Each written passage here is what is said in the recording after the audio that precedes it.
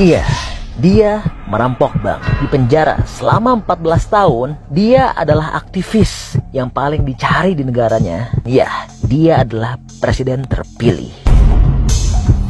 Dan sekarang dijuluki sebagai presiden termiskin di dunia. Dia menolak untuk tinggal di istana presiden. Di sini dia tinggal dengan hanya satu kasur, kandang hewan ternak yang dimiliki istrinya. Dia nggak pernah punya mobil kepresidenan. Ya, dia hanya pakai VW Beetle tahun 1987 dan dia nyetir sendiri. Dia hanya gunakan 2 orang penjaga dan merawat anjing dengan 3 kaki yang bernama Manuela. Dan dia kendarai traktor untuk rileks. Oke, sekarang kita tebak. Kira-kira siapa sih orang itu? Dan juga kira-kira presiden di negara mana ya? Iya, nama negara ini berarti sungai yang dilukis oleh burung. Juga jadi tuan rumah Piala Dunia untuk pertama kalinya. Dan punya lagu kebangsaan terpanjang di dunia. Dan negara dengan presiden termiskin di dunia adalah Uruguay. Negara yang sulit ditemui dan tidak diketahui oleh dunia. Sampai presiden ini datang dengan kekuatan. Ya, Jose Mujica. Dia memerintah Uruguay lebih dari 6 tahun yang lalu. Tapi sampai saat ini dia masih salah satu pemimpin yang paling terkenal di dunia. Sebelum jadi presiden, dia menderita selama bertahun-tahun. Dia bergabung dengan kelompok pemberontak yang melawan diktator militer yang represif. Dia pernah tertembak oleh 6 buah peluru dalam baku tembak.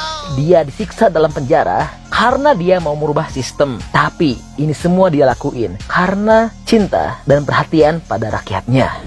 Hay que fabricar comida para los que tienen hambre. Hay que fabricar techo para los que no tienen techo.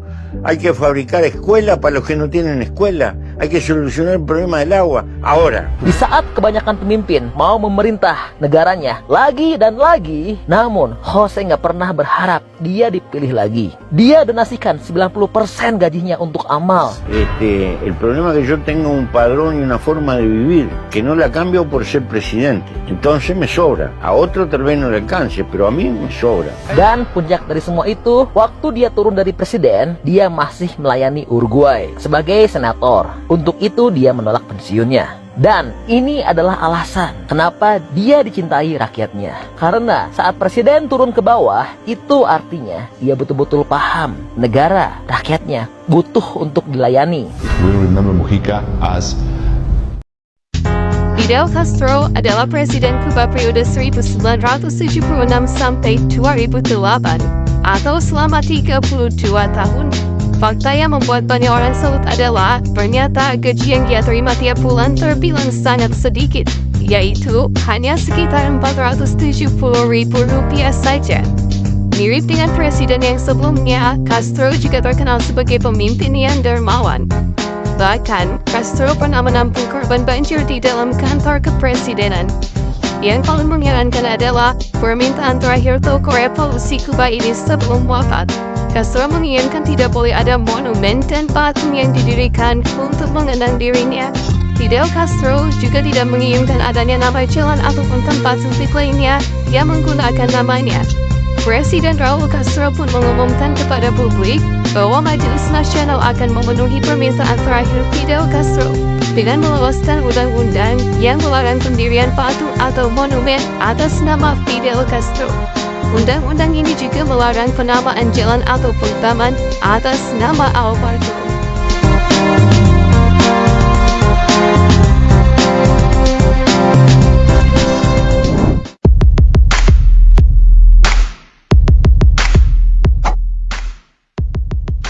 Nelson Mandela, Afrika Selatan.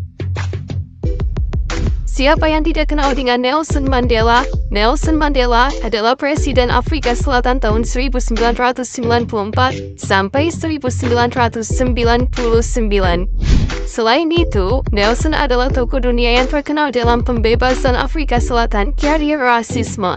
Saat menjabat sebagai presiden, Nelson rela gajinya dipotong untuk dipakai sebagai anggaran sosial. Ia juga memotong sepertiga gajinya untuk membantu anak-anak miskin di Afrika Selatan.